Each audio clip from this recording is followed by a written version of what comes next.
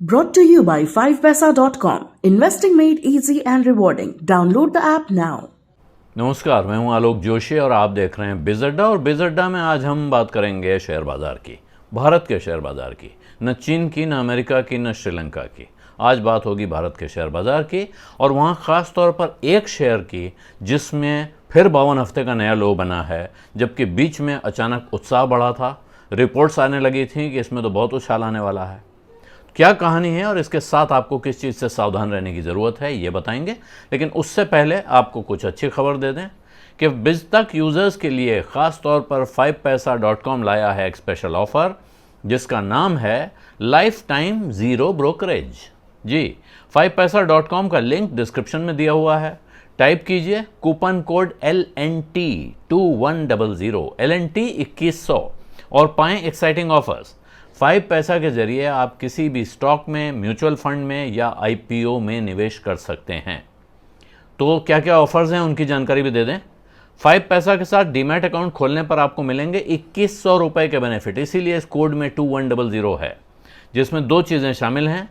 पहला, आपको 25 दिनों के लिए मिलेगा 100 रुपये का फ्री क्रेडिट, जिससे आप स्टॉक खरीदने में इस्तेमाल कर सकते हैं। ये 100 रुपया आप जो भी स्टॉक खरीदेंगे उसकी कीमत में से कम हो जाएगा।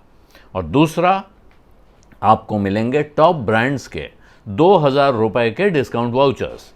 तो देर मत कीजिए, 5paisa.com पर जाइए और इन ऑफर्स का फ़ायदा उठाइए। नियम और शर्तें आप पढ़ ही लेंगे। और अब बात करते हैं शेयर बाज़ार की। तो आज शेयर बाज़ार का हाल आपको खबर होगी, लेकिन फिर भी सेंसेक्स 498 पॉइंट गिर के बंद हुआ है। निफ्टी 16,500 के नीचे पहुंच गया है फिर। और सेंसेक्स की इस गिरावट की सबसे बड़ी वजह IT और बैंक के शेयरों में आई गिरावट है, जबकि इसके बीच भी बजाज फिनसर्व ने 6% का जंप लगाया है। उधर इन्फोसिस 3% नीचे बंद हुआ है। तो ये तो मोटे बाज़ार का हाल रहा। लेकिन इस बाज़ार के बीच में जिस शेयर पे सबकी नज़र है वो शेयर है ज़ोमैटो। ज़ोमैटो ने आज फिर 52 हफ्ते का नया लो बनाया है। ज़ोमैटो में पिछले कुछ दिनों में आपको कुछ उछाल देखने को मिले थे। कल फिर वो गिरा और उसके बाद आज फिर गिरा। और वजह क्या है वो समझ लीजिए कि 23 जुलाई शनिवार को उसका लॉक इन पीरियड ख़त्म हो गया था। ये लॉक इन पीरियड क्या होता है? जो लोग IPO से पहले किसी कंपनी में पैसा लगाते हैं, ख़ास तौर पे एंकर इन्वेस्टर्स, एक तो पुराने प्रमोटर्स वगैरह हैं, उनमें से ज़्यादातर पे पाबंदी नहीं आती है, लेकिन जो एंकर इन्वेस्टर होते हैं, यानी IPO के एक दिन पहले जो एंकर इन्वेस्टमेंट करते हैं, काफ़ी बड़ा हिस्सा खरीदते हैं, उन पर यह पाबंदी रहती है कि वो इतने समय तक ये शेयर बेच नहीं पाएंगे। तो वो लिमिट जो है 23 तारीख को ख़त्म हो गई। 23 तारीख के बाद कल उसकी ट्रेडिंग हुई और उस ट्रेडिंग में ये शेयर ज़बरदस्त तरीके से गिरा और उसके बाद अब ये गिर रहा है। इसके बीच में रिपोर्ट आई, इंटरनेशनल रिपोर्ट की, साहब इसमें 125% के उछाल की संभावना है।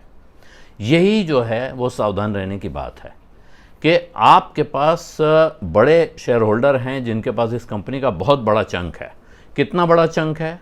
ज़ोमैटो में जो लॉक्ड इन शेयर्स थे वो लगभग 80% थे। 79.29% शेयर लॉक इन थे। 23 जुलाई के पहले जिन लोगों के पास ये शेयर थे वो इन्हें बेच नहीं सकते थे। यानी कुल 20% शेयर बाज़ार में थे जिनमें लेन देन हो सकता था। इनमें बहुत सारे लोग ऐसे हैं जिन्होंने ज़ोमैटो का शेयर खरीदा है। शायद ये इनका पहला इन्वेस्टमेंट था और वो उसको सीने से लगा के बैठे हैं, वो बेचने आ नहीं रहे हैं। तो बहुत कम शेयरों में बाज़ार में खरीदारी बिक्री हो रही थी। इसके बीच अगर कोई ऐसी रिपोर्ट आ जाती है कि इस कंपनी में बड़ा फ़ायदा होने वाला है, आगे जाके बहुत इसका भविष्य अच्छा दिख रहा है, तो क्या होगा? तो वो हुआ कि ये शेयर बढ़ा, लेकिन उसके बाद अब ये फिर गिर रहा है। और यहीं ये कैच है कि आपको आगे किन कंपनियों पे नज़र रखनी है, जिन कंपनियों के ये लॉक इन पीरियड ख़त्म हो रहे हैं, जिनका हाल में IPO आया है और जिनका हाल बुरा है। ये जो कंपनी हैं इनके बारे में कुछ समय पहले शेयर मार्केट के जो बिग बुल कहलाते हैं, राकेश झुनझुनवाला, उनसे किसी ने पूछा था कि ये बहुत सारी नई कंपनी आ रही हैं, इनमें बड़े ज़बरदस्त उछाल आने वाले हैं, तो इनमें क्या करना चाहिए? तो उस सवाल के जवाब में उन्होंने कहा, साहब अगर मैं किसी से कहूँगा कि मत लगाओ इसमें पैसा, तो लोग मुझे बेवकूफ़ समझेंगे, लेकिन 4-5 साल बाद बात करेंगे। उन्होंने 4-5 साल का वक्त दिया था। उन्हें लग रहा था कि 4-5 साल बाद ये शेयर गिर के वहाँ पहुँचेंगे जो इनकी असली हैसियत है, और उस वक्त आप उन लोगों को जवाब देने की स्थिति में होंगे जिन लोगों ने आपकी सलाह न मान के इन कंपनियों में पैसा लगाया है। लेकिन ये सब कुछ 1-1.5 साल के अंदर हो गया, अभी 1 साल भी नहीं है। 1 साल के अंदर आप ये हाल देख रहे हैं कि परिस्थिति यहाँ पहुँच गई है, और अगर कहीं 4-5 साल में और बुरा हाल होने वाला है तो फिर तो क्या कहा जाएगा। लेकिन अब आपको समझना है कि कौन सी और कंपनियां हैं।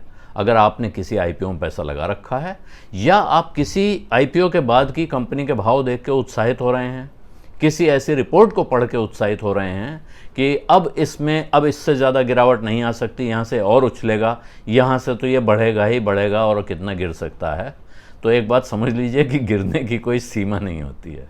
जो इतना गिर सकता है वो यहाँ से फिर इतना और गिर सकता है।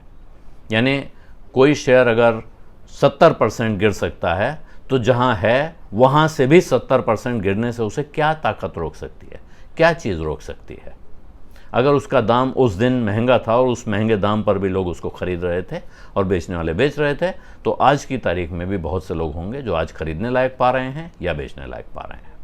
तो इस वक्त बात हो गई ज़ोमैटो की, लेकिन ज़ोमैटो के साथ कौन सी और कंपनियां हैं जो सामने खड़ी हैं, जिन कंपनियों के लॉक इन खुलने वाले हैं। यहाँ से लेके अगस्त के आखिरी हफ्ते तक की एक लिस्ट करीब करीब सामने है, जिसमें बहुत सारे नाम हैं, जिनमें देवयानी इंटरनेशनल है, ग्लेनमार्क लाइफ साइंसेज है, रोलेक्स रिंग्स है, तत्वचिंतन फार्माकेम है, विंडलास बायोटेक है, कृष्णा डायग्नोस्टिक्स है, एक्सारो टाइल्स लिमिटेड है, कार ट्रेड टेक्नोलॉजी लिमिटेड है, नोवाको विस्टाज कॉरपोरेशन है, केम्प्ला सनमार है और एप्टस वैल्यू हाउसिंग फाइनेंस है।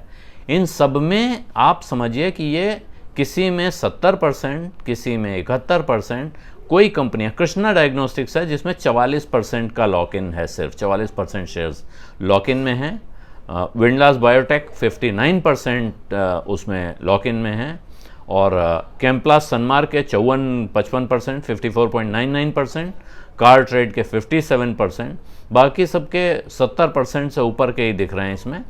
तो काफ़ी बड़ा हिस्सा इन कंपनियों का वो लॉक इन खुलने की तारीख को खुलेगा। अगर आपके पास ये शेयर नहीं है और आप ख़रीदने का इंतज़ार कर रहे हैं तो वो लॉक इन की तारीख बारीकी से देख लीजिए, सर्च कीजिए कि किस दिन वो लॉक इन खुलने वाला है, और उसके आसपास ज़रा सावधान रहिए, क्योंकि तब एक साथ वो लोग जो इंतज़ार कर रहे थे, और बड़े इंस्टीट्यूशनल इन्वेस्टर्स जो होते हैं उनके बारे में समझ लीजिए कि उनके विचार हमारे आपके जैसे नहीं होते हैं कि अब ये गिर रहा है तो गिरने दो, जब भाव आएगा तब बेचेंगे।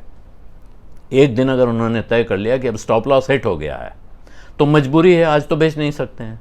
इस बीच वो कुछ हवा बनाने की कोशिश करेंगे उस लॉक इन के आसपास, वो करेंगे या कोई और करेगा उनके बिहाफ पे। बाज़ार में कोई दूसरे ऑपरेटर होंगे जो कर सकते हैं कि वो अपने फ़ायदे के लिए हवा बनाने की कोशिश करें, लेकिन उस हवा में आपका नुकसान ना हो जाए ये ख्याल रखना ज़रूरी है। इस चक्कर में आप ना उलझ जाएं। आपको ये शेयर रखना है, आपको लगता है इसका कारोबार लंबे समय में बहुत अच्छा रहने वाला है, तो आप बिल्कुल आज़ाद हैं इसके लिए, रखिए अपने पास, ख़रीदिए जितना चाहते हैं, लेकिन सोच कर समझ कर निवेश करें। ये ज़रूरी है, बिना सोचे समझे सिर्फ इसलिए कि अखबार में आ गया, कहीं से आपको मैसेज आ गया, कोई व्हाट्सएप फॉरवर्ड है, कोई टेलीग्राम चैनल पे रिकमेंडेशन आ गई है, या किसी अंतर्राष्ट्रीय ब्रोकरेज की रिपोर्ट की खबर आ गई है कि वो कहता है यहाँ से तो बहुत बढ़ेगा, भविष्य बहुत अच्छा है, तो फिर आप जोखिम ले रहे हैं। और जोखिम जो है वो बड़ी ख़राब चीज़ है। बाज़ार में जोखिम लेना पड़ता है, लेकिन जोखिम कैलकुलेटेड होना चाहिए। कैलकुलेटेड रिस्क लेना, समझदारी के साथ रिस्क लेना, और आंख बंद करके गाड़ी चलाना, ये दोनों एक चीज़ नहीं है। सावधानी हटी, दुर्घटना घटी। ये जितना सड़क पे लागू होता है उतना ही बाज़ार पर भी। बीज अड्डा में आज इतना ही। इजाज़त दीजिए। धन्यवाद। नमस्कार।